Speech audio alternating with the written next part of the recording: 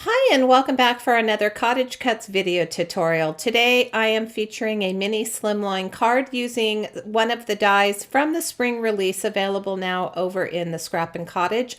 The Bottoms Up Bunny Baker is an adorable die set that comes with this cute little bunny bottom, some eggs, a spoon for stirring, and then a bowl with a flower on top. So there's lots of layering for this. And I thought that I would go with the teal, red, and yellow combination. I used this on a card, on a Christmas card, and I just really love this pop of color. I know that when I lived in snow country that I was ready for winter to be over about this time, and I was always moving towards more pastel colors. Now that I'm back in the West and I don't have to worry about long winters, I just like pops of color. And so I thought that this time of year we see a lot of Valentine cards, a lot of red and pink, and just adding that little bit of pop of teal and yellow was just a nice change for the Valentine season.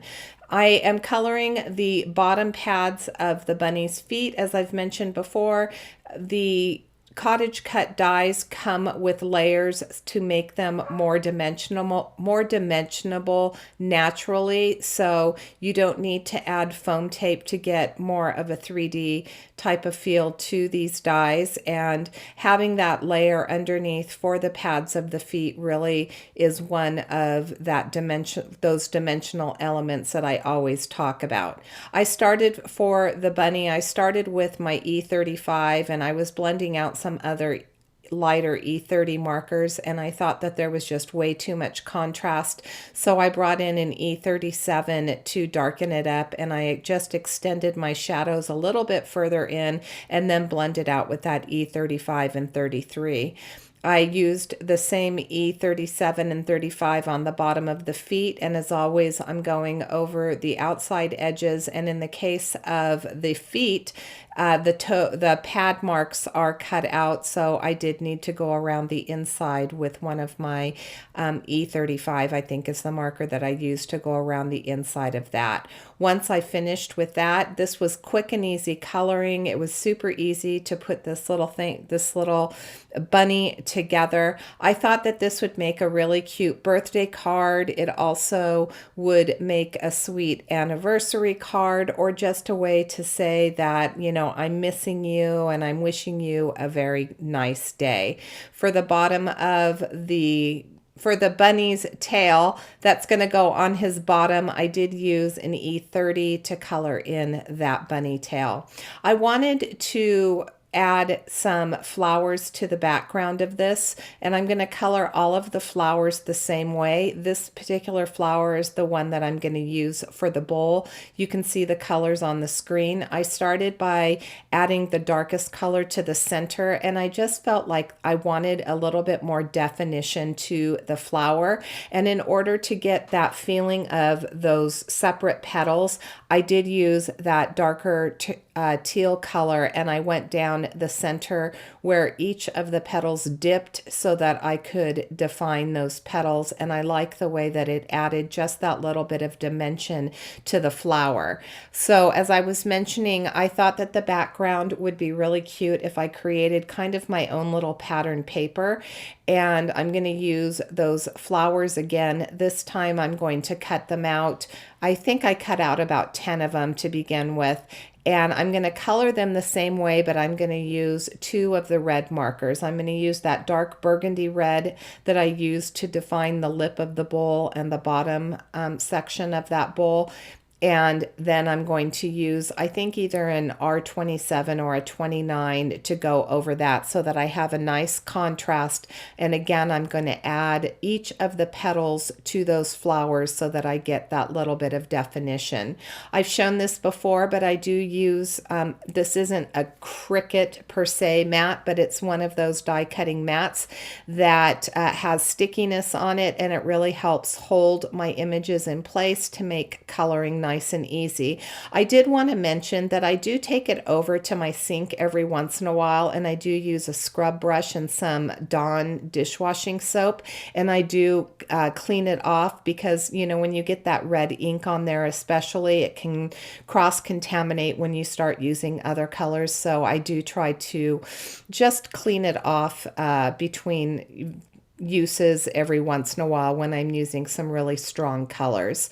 I had a embossing folder from Fun Stamper's Journey that has a plaid pattern to it.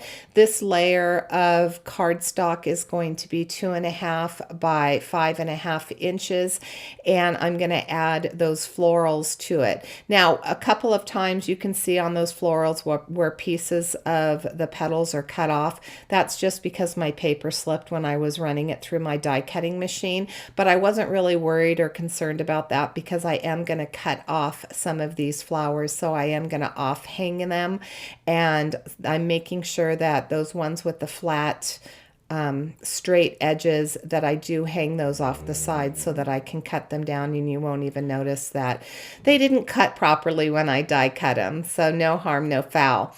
I want to make sure that these are evenly placed, so I'm putting my bunny down to make sure that I have enough flowers surrounding it so I have a cohesive pattern. And then of course I'm going to use my guillotine trimmer and I'm going to trim this down.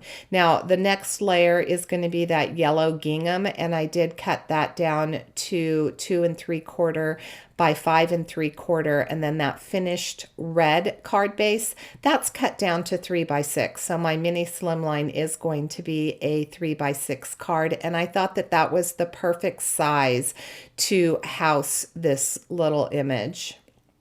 These dies are available now over in the Scrap and Cottage. In fact, I think today, Wednesday, the 26th may be the last day for the sale, so they are on sale for a limited time. I would head over there and check them out. I will have this particular bunny linked in the description box below, along with a link to the Scrap and Cottage so that you can check out this new spring release. I do have a winner from my last video for the Birch and Pine tree die. That winner is Abby Normal. So Abby, I want to congratulate you. I will have Mary Marsh's information linked in the description box below. Just reach out to her, let her know that you're the winner of my video, and she'll make sure that you do receive that die. If you'd like to win this bottoms up bunny baker die, then please make sure that you're a subscriber to the CottageCutz YouTube channel, like this video, and leave me a comment. Let me know what you think of this cute little spring die set. I'm going to use a sentiment from my stash. As I mentioned, it does say sweet wishes. I thought that I would add a little bit more of that pop of yellow into this card, and I have stamped my sweet wishes using Catherine Pooler's Fiesta Blue ink. I'm going to trim this down pretty small so that I can center it underneath my little bunny, and then that will finish off my card for today once I add this double-sided foam tape. Again, thank you so much for joining me. We're so glad that you have been supporting our channel. We hope you enjoy the videos that we've been bringing. I did want to mention that I did color up the eggs, which were a part of that die set. I did color them up in a natural brown egg color. I believe I used my E30 marker to add a little bit of shading for that. And there's my finished card. Again, thanks so much for watching. And until next time, I hope you have a fabulous day.